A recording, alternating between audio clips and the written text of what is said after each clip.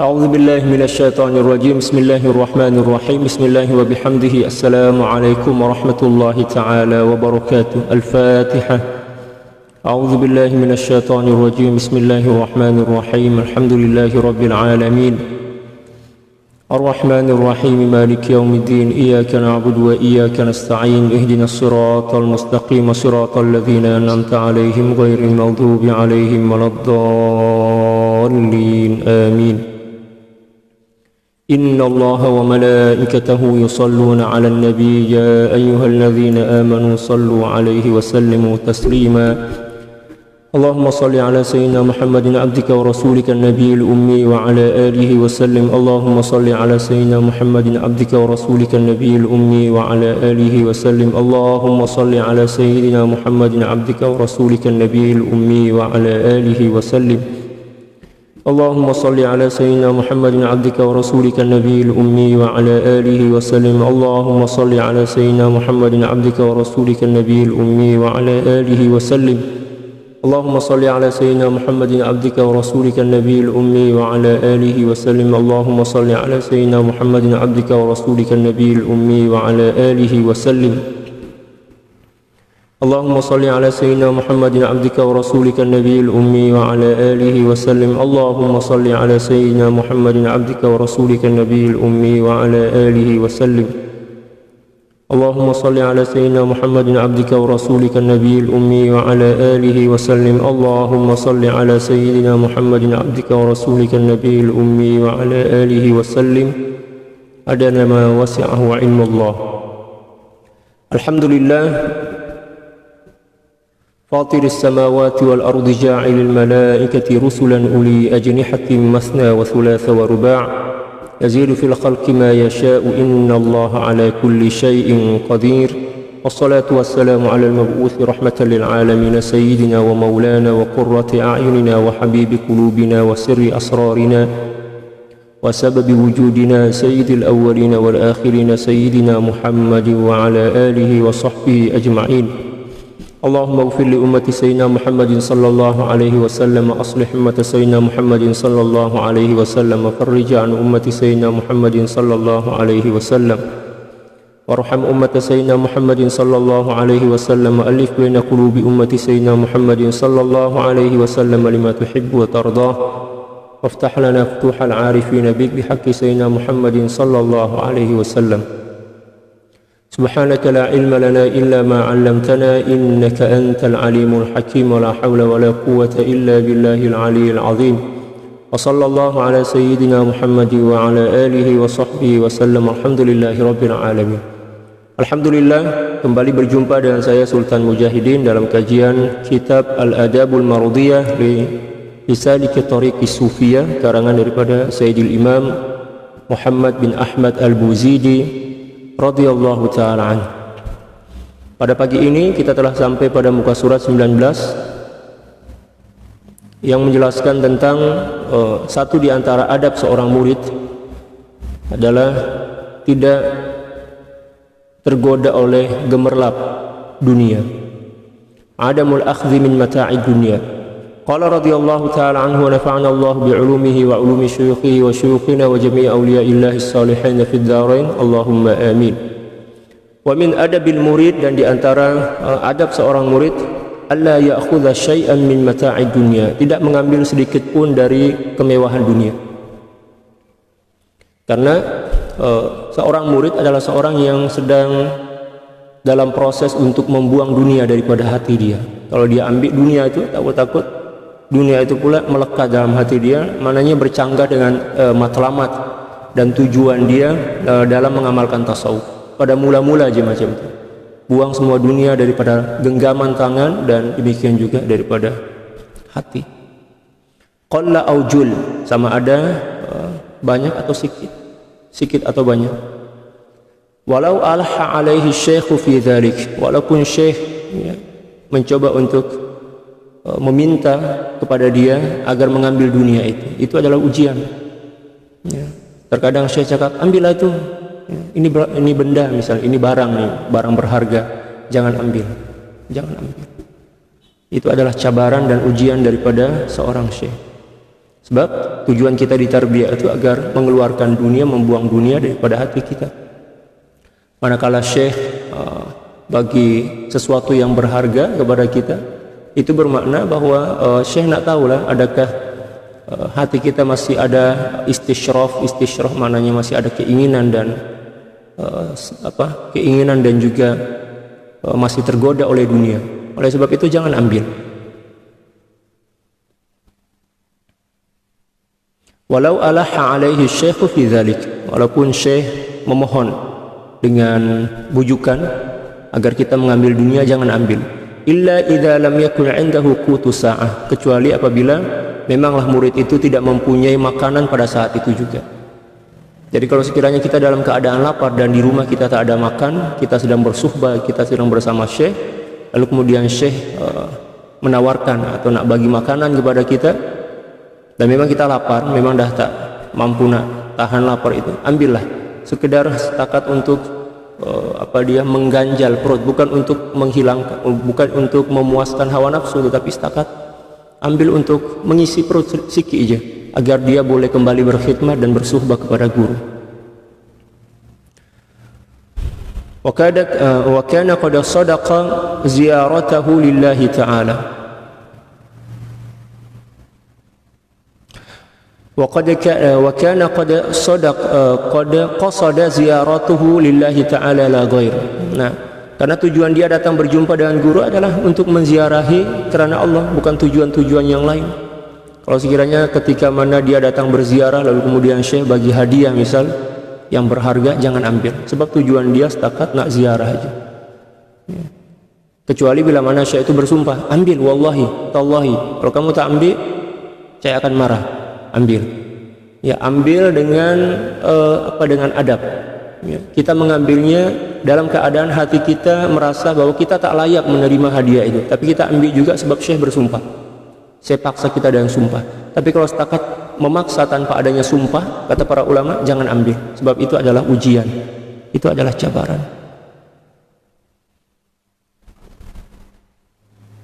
Thumma a'tahu syai'an wa alaha alaihi fi akhdhi.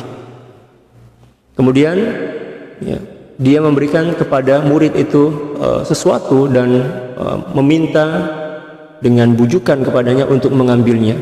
Falyakhudhu la'allahu fihi barakah, ya, la'allahu fihi khairan. Ya, kalau sekiranya syekh itu memaksa kita bersumpah dan kita sebenarnya tak ada keinginan untuk mengambilnya, maka ambillah. Ya, moga-moga di dalamnya ada kebaikan, kata beliau. Wa qad kana sababan liqana'atihi wa ginahu al-qalbi fafham. Malah terkadang-kadang ketika mana kita ambil sesuatu yang ditawarkan oleh syekh kepada kita dalam keadaan sebenar kita tak nak kepada barang berharga itu, tapi syekh memaksa kita dengan bersumpah, maka di situ ada satu futuh. Ya, diharapkan dengan kita ambil barang itu, maka dengan barang itu, dengan asbab barang itu kita merasa qanaah selama-lamanya. Dan itu satu di antara hikmah latifah, hikmah yang cukup halus yang beliau sampaikan dalam kitab ini. Tapi dengan syarat, yang pertama kita memang tak ada keinginan untuk mengambil benda itu, barang berharga itu. Yang kedua, syekh memaksa kita dengan sumpah, baru kita ambil. Tapi kalau sekiranya ada keinginan, memang bermula dalam diri kita ada keinginan kepada apa yang akan dihadiahkan oleh syekh kepada kita, jangan ambil, jangan ambil.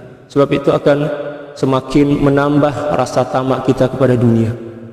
Sebab bila mana kita tamak di hadapan syekh kita tamak kepada dunia, confirm di luar jauh daripada syekh kita akan lebih tamak. Nah, oleh sebab itu syekh terkadang nak bagi hadiah kepada kita, hadiah barang-barang yang berharga, misalnya nak bagi duit atau mungkin dah bagi perhiasan atau benda apalah yang berharga macam itu kan. Dalam keadaan kita masih dalam proses tarbiyah, syekh nak bagi, nih saya bagi. Sebenarnya saya nak tengoklah ini, adakah dia masih tamak kepada dunia? Tamak itu bukan setakat mengambil dunia lebih daripada keperluan, tak. Mengambil dunia dengan keinginan itulah tamak. Saya nak bagi, ya. Tapi saya tak bersumpah, jangan ambil. Ma'alish, mohon maaf syekh, mu'taziran. Ya, saya mohon maaf tak boleh terima. Ambillah, ini bagus nih, mahal nih, kurang mahal kan? Nak bagi yang lebih mahal. Ya, jangan tergoda. Syekh nak bagi lebih, jangan. Sebab itu adalah ujian. Bila mana kita ambil dalam keadaan hati kita ingin, apatah lagi bergembira dengan benda itu, maka kita tidak akan pernah mampu selama-lamanya untuk bersifat qanaah. Ya, boleh paham? Ya, kita tidak akan pernah mampu selama-lamanya boleh bersifat qanaah. Tapi kalau sekiranya syekh bersumpah demi Allah, ya, wallahi wa billahi wa tallahi, ambil. Ya, maka kita ambil. Ya, bismillah kita ambil, dan insya Allah bila mana kita ambil barang itu, itulah yang akan menjadi asbab Allah Subhanahu wa taala akan buang dunia daripada hati kita, dan kita merasa cukup ya dengan apa yang dibagi oleh syekh.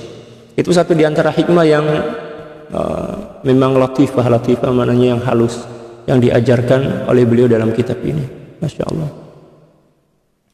Wa amma in kana 'indahu qutu yaumihi fala ya'khudh. Adapun kalau sekiranya dia masih lagi ada makanan untuk makanan sehari, ya, satu hari itu dia ada kecukupan makanan, maka dia tak dibenarkan untuk mengambil makanan daripada syekh walaupun syekh itu memaksa.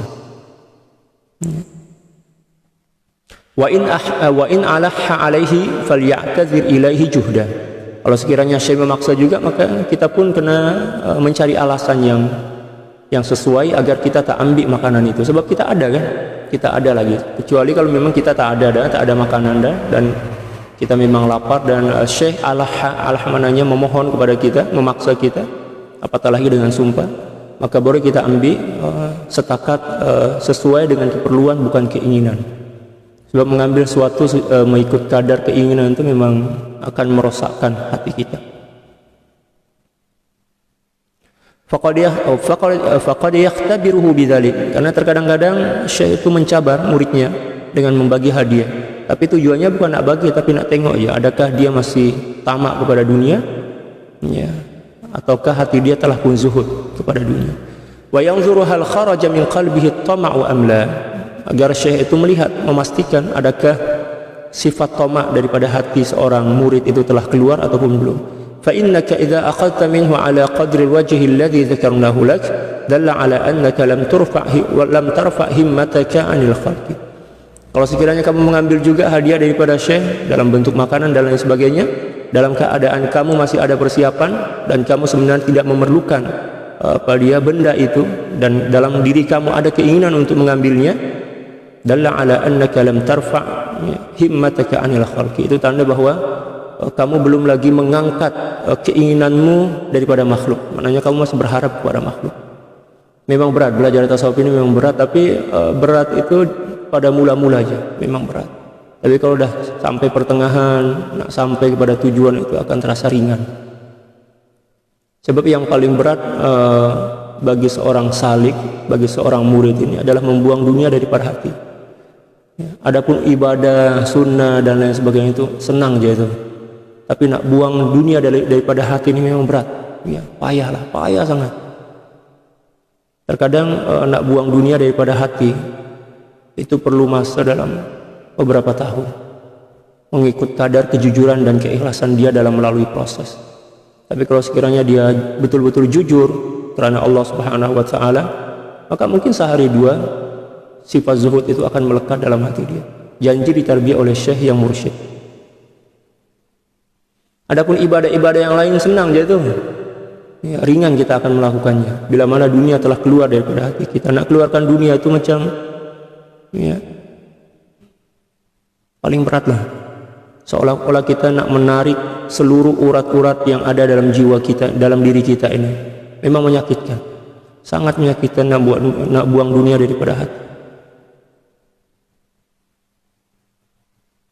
Allahu Akbar. Kalau kita masih lagi membezakan antara dunia dengan kertas biasa, oh ini berharga, ini tak berharga, itu tanda bahwa dunia itu masih melekat dalam hati kita. Ya kan? Kita masih membezakan dalam keinginan lah. Kalau sekiranya ada orang yang nak bagi dua benda, nak ambil kertas ke atau dunia, mestilah kita ambil dunia kan. Itu tanda bahwa hati kita masih cenderung kepada dunia, ambil duit itu kan. Ya. Tapi kalau sekiranya kita tengok ini sama aja, lalu kemudian kita ambil kertas dengan keyakinan kepada Allah bahwa kalau sekiranya duit itu memang menjadi rezeki saya, mesti macam mana pun juga duit itu akan menjadi milik saya, maka barulah benar kita ini telah zuhud kepada dunia. Tapi terkadang kita tak berani nak ambil kertas kan, sebab kita berpikir dia nak bagi duit nih, nak bagi pilihan kan, kertas dan uang. Kalau saya ambil kertas, takut nanti terlepas peluang lah saya nak ambil duit daripada dia. Kalau kita yakin kepada Allah dan memang kita harga dunia itu telah keluar daripada hati kita dan kita mengambil kertas dengan keyakinan kalau sekiranya duit itu memang menjadi rezeki kita akan sampai kepada kita, maka mesti akan sampai kepada diri kita. Dan itulah tanda yang seorang itu zuhud. Tapi tak ramai orang yang boleh buat macam itu, tak ramai. Setakat orang-orang hebat je, orang-orang tangguh yang boleh melakukan perkara itu. Walam taqta nazaraka ilal haq, dan kamu tidak memutuskan pandangan kamu daripada makhluk kepada Allah Subhanahu wa taala. Itu tanda bahwa seorang itu hati dia masih lagi ada gemerlap dunia. Walaupun dia salat, puasa, walaupun dia guna sorban, walaupun dia, jangan tertipu dengan penampilan. Jangan tertipu dengan penampilan. Ya. Untuk mengetahui adakah seorang itu betul-betul mempunyai akhlak, maka lihatlah diri dia macam mana sikap dia ketika mana dicabar oleh Allah. Ya, ketika mana dicabar oleh Allah. Bila mana ada ujian, cobaan, dia tetap istiqomah dalam akhlak, itu bermakna bahwa akhlak itu memang milik dia. Ya. Tapi kalau sekiranya dia mampu menjaga akhlak dalam keadaan memang dia selesa, misalkan dalam keadaan senang, sehat, itu orang biasa, orang awam pun boleh buat. Tapi kalau ada orang yang sedang sakit, menderita, demikian juga susah, banyak fitnah ke atas diri dia, dia mampu lagi tersenyum, mampu lagi santai, dan dia tidak yartaib maknanya dia tidak merasa gentar dengan musibah itu, dia tetap normal, ya, kehidupan dia biasa-biasa sama aja, sama ada ketika sebelum ada musibah ataupun setelah ada musibah. Salat dia tetap istiqomah, amalan-amalan yang lain pun tetap istiqomah. Itulah orang yang hebat. Tapi kalau ada orang rajin beribadah ketika atau dikala sedih, ada masalah aja, tapi tengok kalau dikala dia gembira, dia lupa kepada Allah, maka itu bukanlah orang yang berakhlak yang sebenar. Wa yanbaghi li hadzal muridi ayyurawwidha nafsahu bi tarkit tama', dan hendaklah seorang murid ini untuk melatih dirinya meninggalkan dunia, meninggalkan sifat tamak. Wa yulzimaha az-zuhda wal wara'a hatta ya'rifa man yatma'uhu wa yasqih. Hatta ya'rifa man yat'amuhu wa yasqih. Dan hendaklah juga dia melazimkan nafsu itu, diri dia, dengan sifat zuhud dan wara', sehinggalah dia betul-betul mengenal siapa zat yang memberi makan dan bagi minum kepada dia. Demikian juga menutup auratnya, wa yuharrikuhu wa yusakkinuhu wa yuhayyihu. Demikian juga yang menggerakkan, mendiamkan, menghidupkan dan mematikan, yaitu Allah Subhanahu wa taala. Fa inna sahibat tama'i lam yazal tabi'an lil asya'i wal wa'asha al fasanah. Karena sungguhnya seorang yang masih tamak, mempunyai keinginan kepada dunia, dia akan senantiasa mengikut kepada keinginan dia apapun itu, kepada segala sesuatu, walau asya al fasanah, walaupun dia hidup 1000 tahun. Selagi seseorang tidak terbebas daripada penyakit tamak, walaupun dia tua, umur dia dah 150 tahun misal, ketika memandang kepada dunia, keinginan itu tetap ada. Tapi masalahnya dia tak mampu dah nak mengambil dunia itu. Tapi yang menjadi ukuran itu keinginan sebenarnya, keinginan. Nah, demikian juga dalam perkara-perkara maksiat. Contoh misal, ada orang yang tidak berjudi, atau ada orang yang tidak mencuri, bukan sebab dia tak nak, tapi memang dia tak mampu dah. Bila mana dia tidak mencuri sebab dia tak mampu, tapi dalam diri dia masih lagi ada keinginan, maka dia dikira sebagai orang yang mencuri secara hakikat, walaupun secara syariat tak dikira sebagai orang mencuri. Boleh ya? Ya. Tapi kalau ada seorang mampu, tubuh badan dia kuat, tapi dia tak nak, memang tak nak, ya, barulah dikira bahwa dia itu memang orang yang hatinya bersih. Jadi yang menjadi ukuran itu adalah keinginan sebenarnya dalam pandangan tasawuf. Demikian juga ketika mana seorang mengambil dunia, ada orang bagi dunia, dia ambil itu bukan sebab keinginan, maknanya bukan untuk dirinya, tapi untuk diri orang lain. nak bagi kepada fakir miskin, kepada ahli keluarga dia, dia ambil duit itu bukan untuk diri dia, itu orang zuhud. Tapi kalau ada seorang, ya, walaupun tak ada orang yang nak bagi duit kepada dia, tapi ada keinginan kepada duit dan dia tak mampu menggapainya, maka itu dipanggil seorang yang tamak. Jadi yang menjadi ukuran itu adalah keinginan kita, ya. Bukan setakat perbuatan, tetapi lebih kepada keinginan.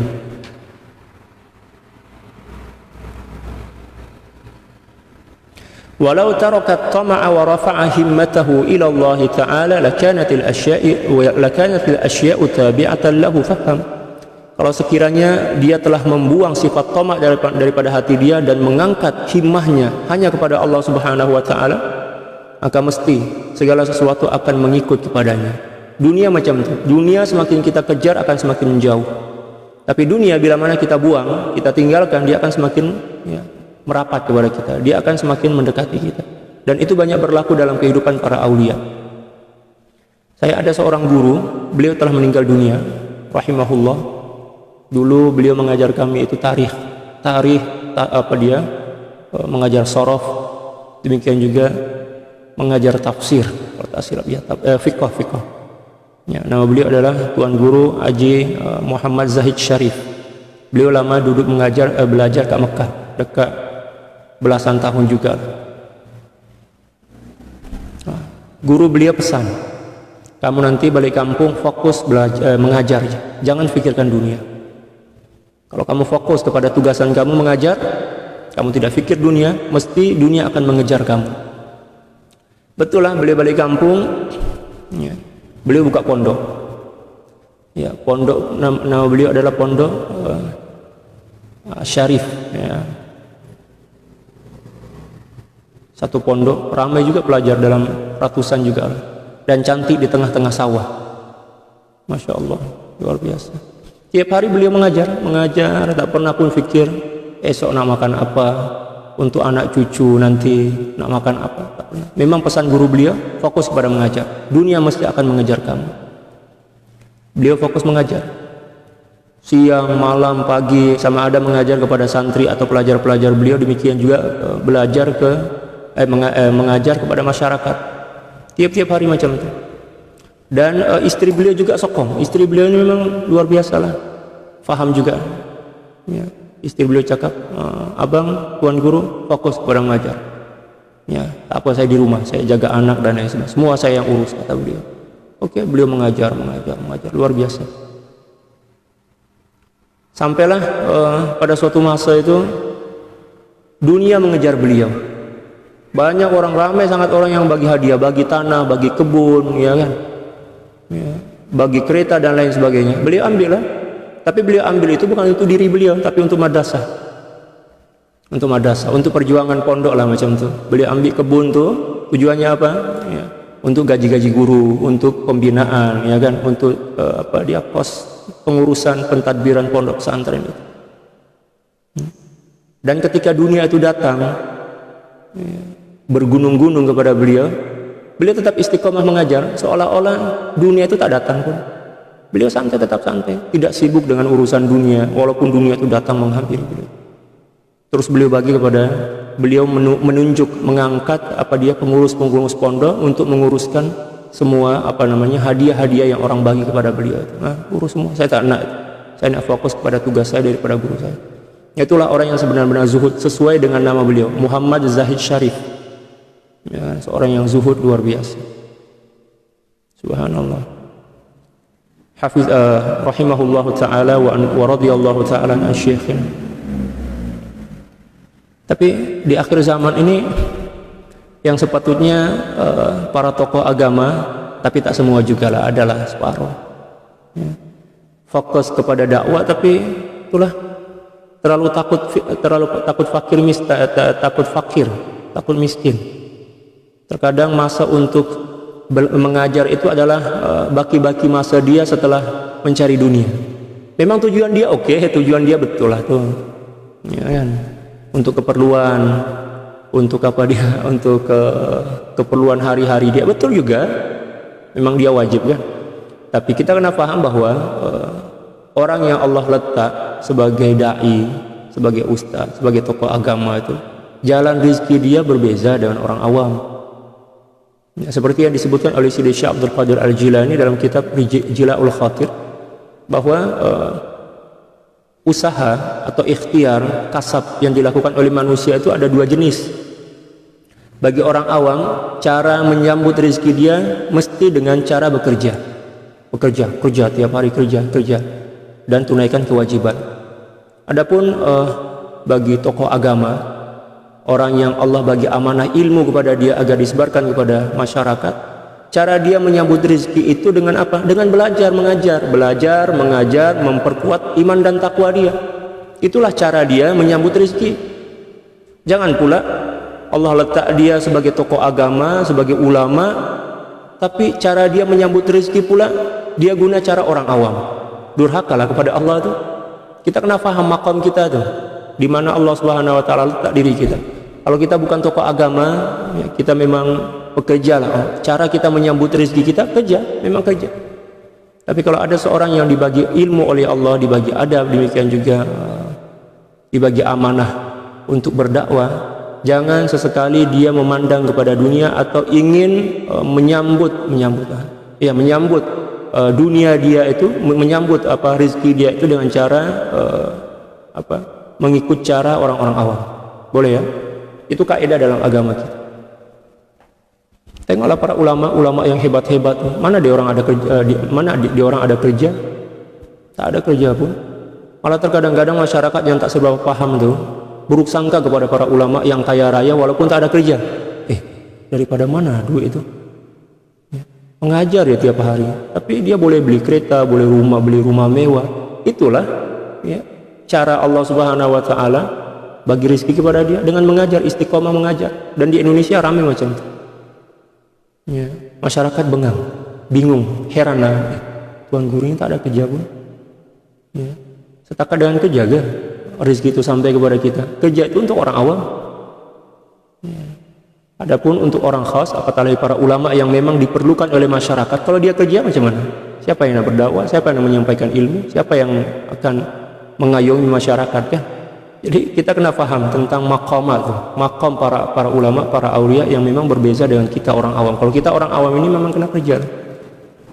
Memang kena kerja. Walaupun memang ada juga lah para ulama yang bekerja berniaga, tetapi sebenarnya dia niaga itu setakat sebagai hiburan aja.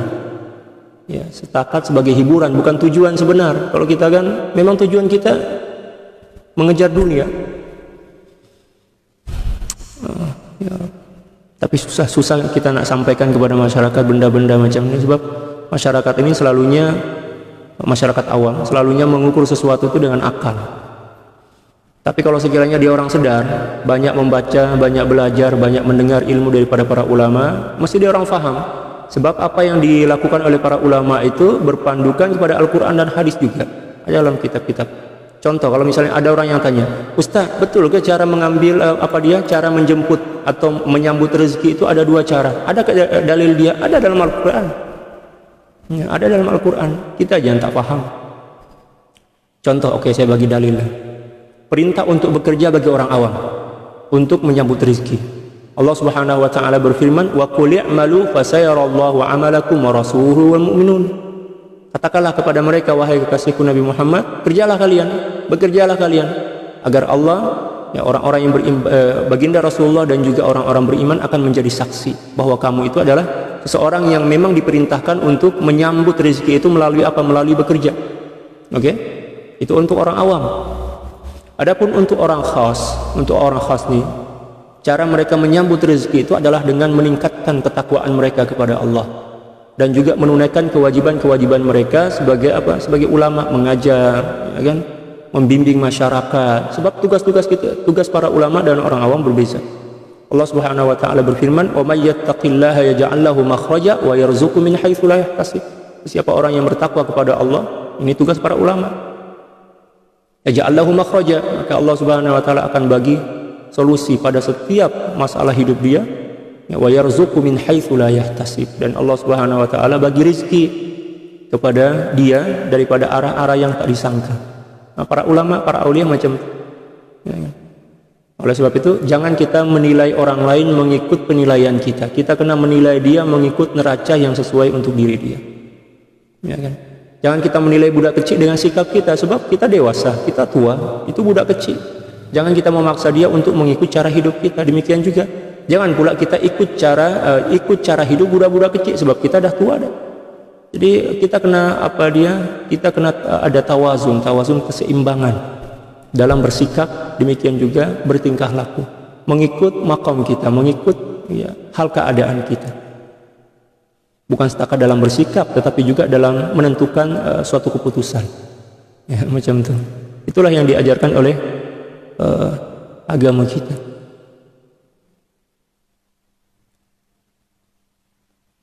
Fasrif ya akhi himmataka fillah, kata beliau, maka fokuskanlah himmahmu, keinginanmu, harapanmu, demikian juga tujuan hidupmu hanya kepada Allah Subhanahu wa taala. Waqna' bil qalili tasiru syakira lillahi azza wa jalla, dan qana'alah dengan sesuatu yang sedikit yang Allah bagi, maka mesti kamu mampu bersyukur kepada Allah Subhanahu wa taala. Waqib 'anil qalili wal katsiri takun dzakira lillahi 'alal kamal, dan sirnalah kamu, gib mananya goiblah kamu, sirnalah kamu daripada memandang harta dunia yang sedikit dan banyak, maka kamu mesti akan menjadi ahli zikir kepada Allah Subhanahu wa taala. Jangan ingat, jangan lihat, jangan pandang kepada dunia yang ada di hadapan kita. Fokus kepada Allah. Allah macam itu. Wa man syakara Allah 'alal qalili aghna Allahu qalbahu. Sesiapa orang yang mampu bersyukur dalam sedikit, mananya ketika mana harta benda dia sedikit, dalam kekurangan, macam itulah senang kata. Siapa orang yang mampu bersyukur dalam kekurangan, maka Allah Subhanahu wa taala akan mengayakan hatinya. Maknanya Allah Subhanahu wa taala akan bagi sifat qanaah dalam hati dia. Ini yang paling berat nih, bersyukur dalam ketiadaan. Kalau bersabar tuh bolehlah. Ya berat juga, tapi bersyukur itu memang tak ramai orang mampu. Bersyukur ketika ditimpa musibah, bersyukur ketika tak ada duit. Selalunya bersabar, jangan kita diperintahkan bersabar. Sebab bersabar dalam menghadapi musibah ini standar untuk orang awam.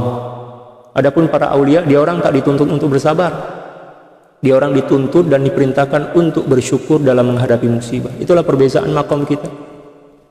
Tapi kalau ada orang yang mengaku ulama, mengaku wali, tapi dia setakat mampu bersabar dalam menghadapi musibah, maknanya dia guna baju orang awam lah. Bukan wali, orang awam lah. Ya, sebab maqam dia diperintahkan untuk bersyukur dalam menghadapi musibah. Ya, orang khas macam itu. Kalau orang awam diperintahkan untuk bersabar. Wa razaqahul qana'ata wa mana'ahu at-tadbir wal ikhtiyar. Dan bila mana dia bersyukur dengan kekurangan, dalam keadaan kekurangan, maka Allah Subhanahu wa taala juga akan menganugerahkan kepadanya sifat qanaah. Sifat qanaah ini maknanya tak perlu kepada dunia, setakat bersandar kepada Allah. Bukan bermakna tak makan tak minum, tetap makan, dia minum, tapi tujuan dia bukan memenuhkan perut. Dia makan dan minum itu memang menunaikan perintah dan membagi hak kepada tubuh badan untuk makan dan minum, bukan nak memuaskan hawa nafsu dia. Demikian juga Allah Subhanahu wa taala akan menegah dia, akan menjauhkan dia daripada tadbir dan ikhtiar. Ya. Apa dia tadbir itu maknanya merancang. Ya, terlalu suka merancang dan juga memilih-milih. Itu penyakit itu. Kita terlalu sibuk merancang, saya nak buat ini, kalau tak buat ini saya rugi, bla bla bla bla. Kita pilih pula, saya kena ambil ini tak apa. Itu meletihkan, melelahkan hidup kita. Ya, kan? Serahkan kepada Allah Subhanahu wa taala. Mohon yang terbaik daripada Allah Subhanahu wa taala, mesti akan Allah bagi yang terbaik. Wa qata'a anhu juyushal hirsi wa dhulumatil aghyar. Dan Allah Subhanahu wa taala juga akan memotong daripada hati dia, membuang daripada hati dia tentara-tentara kerakusan. Maknanya di sini beliau mengandaikan bahwa sifat rakus atau tamak itu seolah-olah macam satu kesatuan tentara yang berusaha untuk mengalahkan dan menghancurkan hati kita. Wa dhulumatil aghyar, demikian juga dari kegelapan-kegelapan bayangan-bayangan makhluk. Wa kasahu birida'il sakinati wal waqar. Dan Allah Subhanahu wa taala akan membungkus dan menghiasinya dengan ridha, ketenangan, dan juga karisma. Ya, orang yang hatinya senantiasa merasa kaya bersama Allah, dia tidak perlu kepada dunia, maka dia menjadi orang yang berwibawa, berkarisma. Kehidupannya tenang, ya, santai. Para aulia macam itu, ada masalah sebesar apapun juga, dia tengok masalah gak? Oke, datanglah mai sini, macam itu. Kalau kita memang tiap-tiap hari kita minta, ya Allah jauhkanlah aku daripada masalah, bla bla bla bla bla, ya Allah saya tak mampu, ya Allah. Kita merasa diri tak mampu, itu adalah awal kegagalan kita dalam menghadapi hidup. Jangan pernah merasa diri tak mampu. Ya. Takdir itu datang, sambut dengan gembira dan berbaik sangka kepada Allah bahwa itulah yang terbaik menurut Allah Subhanahu wa taala. Tapi kalau kita risau, mampu ke tak, kita tak mampu, kita akan gagal. Ya. Keyakinan diri itu kena ada. Cobalah kita tengok ketika mana perang Badar, ya kan, 313 melawan orang kafir yang luar biasa. Tapi ketika ada seruan untuk berjihad tuh, tak pernah seorang pun sahabat yang berpikir, boleh menang ke kita nih. Ya orang ramai, lengkap persenjataan, kita pula setakat menggunakan pedang-pedang pendek ya kan dalam sejarah itu. Tapi sebab memang mereka telah ditarbiyah oleh baginda sallallahu alaihi wasallam dengan tawakal, demikian juga keyakinan diri, ya kan. Maka dia orang datang berjumpa dengan tentara musuh itu, dia orang gembira. Malah dia orang menganggap bahwa itulah awal mula mereka akan menikmati kebahagiaan surga. Ya. Dia orang berebut, nak bertarung, nak berduel. Duel itu maknanya satu lawan satu. Dia orang berebut tuh, kalau kita memang berebut untuk lari. Sebab tak ada sifat takwa dalam hati kita. Hada sirru tarkit tama'i fil khalqi, dan ini merupakan rahasia ketika mana seorang yang dibagi kepada seorang ketika mana dia telah mampu membuang sifat tama' kepada makhluk. Wa raf'il himmati ilal malikil haq, demikian juga telah mampu mengangkat keinginan dia hanya kepada Allah Subhanahu wa taala. Li'anna al-qawma laisa muraduhum ad-dunya, karena sungguhnya para aulia tujuan mereka hidup ini bukan dunia. Wa innama muraduhum khurujul muridi, ya, an tama'ihi al-mazmumi alladhi mana'ahu dukhulal al-hadrah. Akan tetapi tujuan daripada para syuyukh, para aulia buat macam itu kepada murid-muridnya, tujuannya adalah untuk membuang dunia, membuang sifat-sifat buruk yang ada dalam hati dia yang menjadi asbab mereka tak boleh dan tak layak untuk masuk hadrah. Maknanya tak layak untuk dekat kepada Allah Subhanahu wa taala. Idul hadratu la yadkhuluha ya bakhil, karena sungguhnya hadrah tidak akan boleh dimasuki oleh seorang yang kedekut. Hadratu ilah atau dekat, nak hampir kepada Allah, itu terhalang oleh sifat kedekut kita. Sifat kedekut itu timbul sebab apa? Cinta kepada dunia. Buang dulu cinta kepada dunia itu, maka sifat bakhil itu akan hilang.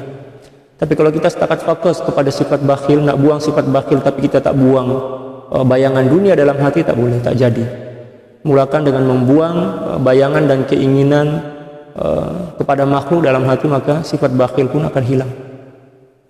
Waqad qala Allah Ta'ala fi man lam yajid syai'an yunfiquh, dan Allah Subhanahu wa taala telah berfirman kepada seorang yang tidak menemui atau mempunyai sesuatu yang boleh diinfakkan, ma 'alal muhsinina min sabil, tidak layak ke atas orang-orang yang baik, ya, itu celaan. Maknanya seseorang bila mana hatinya telah takwa kepada Allah Subhanahu wa taala, hatinya telah bersih daripada gemerlap dunia, walaupun dia tak punya duit untuk berinfak, dia tak mempunyai sesuatu untuk dibagi kepada orang lain, maka dia telah layak menjadi golongan orang-orang yang baik.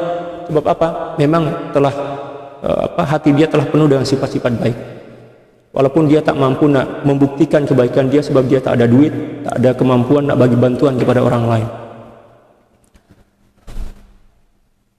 Demikian juga Allah Subhanahu wa taala berfirman, "Idza najaitumur rasula faqaddimu baina yaday najwakum shadaqah."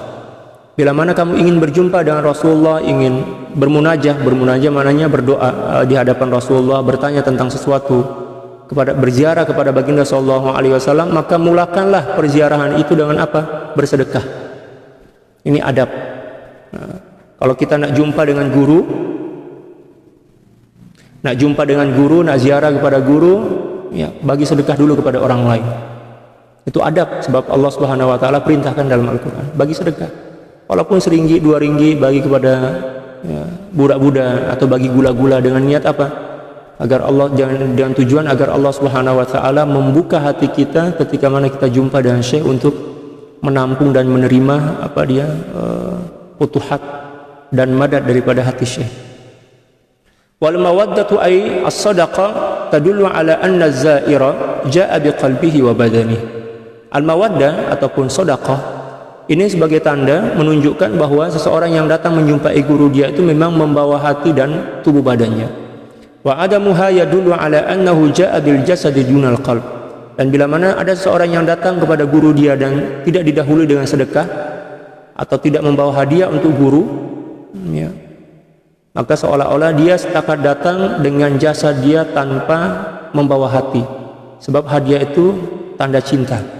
Dia datang berjumpa dengan guru dia, tak bagi hadiah kepada orang lain atau tak bagi hadiah kepada syekh, maknanya dia datang jumpa kepada syekh setakat membawa jasad tanpa membawa hati. Wa man ata bil qalbi raja'a bil qalb. Sesiapa orang yang datang berjumpa dengan gurunya membawa hati, maka dia pun akan pulang balik rumah membawa hati yang penuh dengan ilmu dan ma'rifah. Wa man ata ilaihi bil jasadi raja'a bil jasadi faqat. Dan sesiapa orang yang datang jumpa dengan guru dia setakat membawa tubuh badan tanpa membawa cinta, tanpa membawa kehadiran hati bersama Allah, demikian juga tanpa membawa bukti cinta yaitu hadiah, maka dia akan pulang atau balik ke rumah dalam keadaan kosong, hanya membawa jasad dia. Ya, betapa ruginya kan, jarang jumpa dengan syekh, kita jumpa sekali itu kita balik rumah dalam keadaan kosong. Mananya tujuan ziarah kita tak dapat. Oleh sebab itu bawa hati kita sekali jumpa dengan syekh. Dan di hadapan syekh itu banyak-banyak berzikir. Jangan sibuk dengan orang lain. Jangan sembang kanan kiri tanya kabar. Kalau nak tanya, nak sembang kat luar lah. Bukan di hadapan syekh. Di hadapan syekh itu fokus kepada syekh. Berzikir di hadapan syekh. Ya, dalam hati kita. Wa yambagi li hadzal muridi ayyamlika nafsahu bukan yamlik tetapi yumallika. Wa yambagi li hadzal muridi ayyumallika nafsahu lisyekhi liyaqudahu ila alamil malakut. Dan hendaklah seorang murid menyerahkan diri dia kepada syekh, menyerahkan sepenuhnya diri dia kepada syekh. Yang dimaksud tamlik di sini adalah menyerahkan sepenuhnya kepada syekh, agar syekh ini membimbing dan mendampingi diri dia untuk boleh menembus alam malakut. Ya, apa kata syekh buat. Ya, apa yang syekh tak suka jangan buat. Itu maksud daripada menyerahkan diri kepada syekh. Bukan maknanya serah diri saya syekh, tolong nggak jual lagi apa, terserah syekh. Bukan. Yang dimaksud menyerahkan diri kepada syekh ini adalah tunduk dan patuh ke atas apapun yang diperintahkan oleh syekh. Macam itu. Wa yaqifu bihi ala hadrati ahli al-judi wal karami wa yu'azzim al-akhirata ala dunya. Demikian juga dia mewakafkan dirinya untuk apa? Ala hadrati ahli al-jud. Ya, kepada hadra orang-orang yang apa? Pemurah dan mulia. Maknanya dia wakafkan diri dia untuk berkhidmat kepada para aulia. Memang dia wakafkan diri. Saya wakafkan dirilah berkhidmat kepada guru saya. Ya, mengikut kadar kemampuan saya. Jadi yang dia fikir tiap hari itu macam mana berkhidmat kepada guru agar guru ini redha, agar guru dia cinta, agar guru dia semakin sayang kepada diri dia, macam itu. Fa yu'azzim al-akhirata 'ala dunya, lalu kemudian barulah dia boleh lebih mendahulukan dan memuliakan akhirat dibandingkan dunia. Wa yuhibbal intiqala min hadhihi ad-dari ila daril baqiyah. Dan dia cukup cinta dan ingin agar segera keluar daripada dunia. Ya, daripada dunia yang fana ini kepada kampung akhirat yang kekal. Itu tanda seorang itu telah terbebas daripada belenggu bayangan dunia. Dia rasa rindu nak jumpa Allah. Kalau boleh matilah sekarang, macam itu kan. Para perindu kan macam itu. Dia nak segera jumpa. Dan satu di antara setakat satu je, pintu nak jumpa dengan Allah adalah kematian. Para aulia itu senantiasa rindu dengan kematian. Bukan sebab kematian itu, tapi nak jumpa kepada Allah, nak jumpa dengan Allah. Kalau kita memang, ya Allah, panjangkanlah umurku ya Allah, kalau boleh 1000 tahun lagi ya Allah, luaskan rezekiku ya Allah, sehatkanlah tubuh badanku ya Allah. Ya, kalau boleh bagi peluang tiap-tiap bulan tu bolehlah saya melancong pusing-pusing seluruh dunia ini ya Allah. Itu ya, seseorang yang hati dia telah dipenuhi oleh dunia. Kalau para aulia dia orang rindu kepada Allah, kalau boleh saat ini juga meninggal dunia maka mereka sedia. Para aulia lah macam itu. Kalau kita nih jangan buat macam itu. Ya, kita pertengahan lah. Fokus kepada amal kita, perbetulkan amal. Liyashhadat dunya sauqan fi tariqil akhirah, dan para aulia melihat memandang dunia ini setakat sebagai asbab untuk meraih kebahagiaan akhirat. Dia tak memandang kepada dunia itu sebab dunia, tapi dia memandang dunia itu sebagai asbab saja. Dia ambil dunia untuk asbab akhirat.